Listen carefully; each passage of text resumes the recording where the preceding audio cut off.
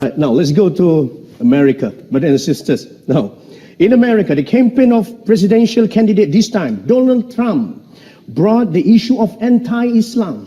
And surprisingly, brothers and sisters, this campaign has a big support of public. Dr. Zakir Naik. So, what do you think behind this phenomenon? What does it indicate?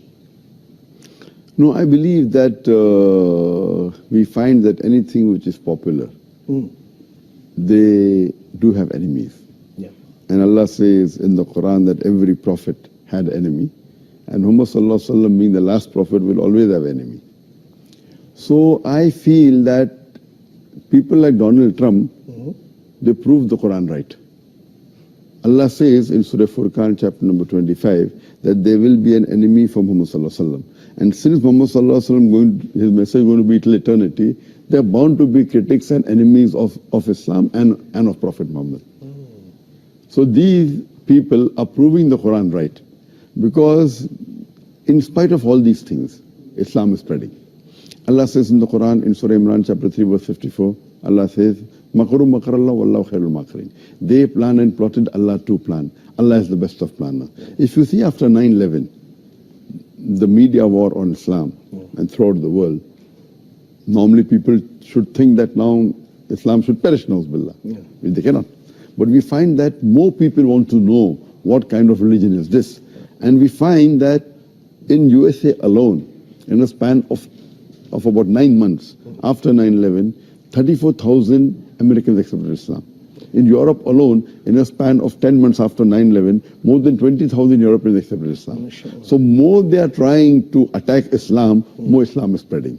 I believe that such type of people, in the long run, it is benefit for Islam. People want to know what is this religion. And whenever people attack Islam, and you find that in the long run, it benefits Islam. All right. That's fantastic. Now, Dr. Zakir Naik, do you agree if I say that now Muslims are caught up with efforts to restore the image due to Islamophobia campaign in the West?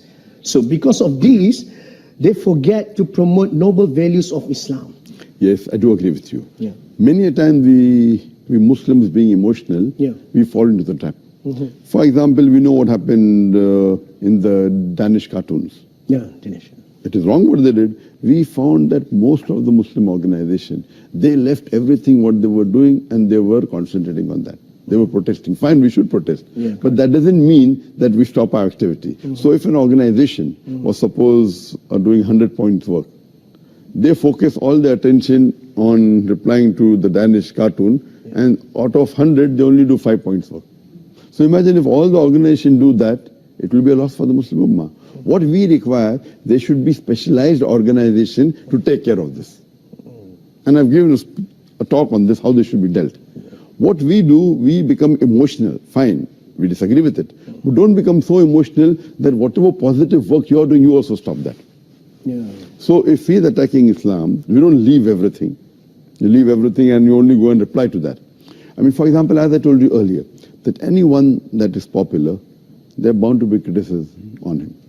I mean, for example, if you go on the Google and if you type my name, there'll be about approximately 15 million websites which has my information. I would say approximately 15 to 20% would be against me. So when a person gets popular, there are bound to be enemies. Initially, I had a perception that when anyone gets popular, the percentage of enemy remains the same. For example, if there are 100 followers, then 1 is the enemy. If you have 1,000 followers, then 10 is the enemy. If you have 1,000,000 followers, then there will be 10,000 enemy. The 1% remains the same, or 2%, or 10%, whatever the percentage, it remains the same. But later on, I realized that it's not like that. If you see the seerah of the Prophet Muhammad Sallallahu Alaihi Wasallam, when he started preaching Islam, initially he had 5 followers, no enemies. It became 50, 100, no enemies. When it started increasing, then the enemies started appearing.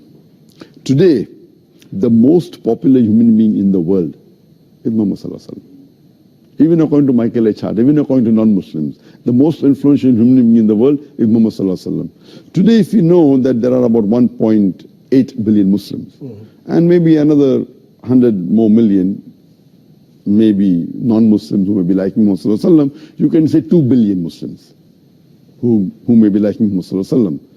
But those who are against Muhammad Sallallahu Alaihi Wasallam will be more than 2 billion. Yeah. So because of the popularity, then the percentage of enemies keep on increasing.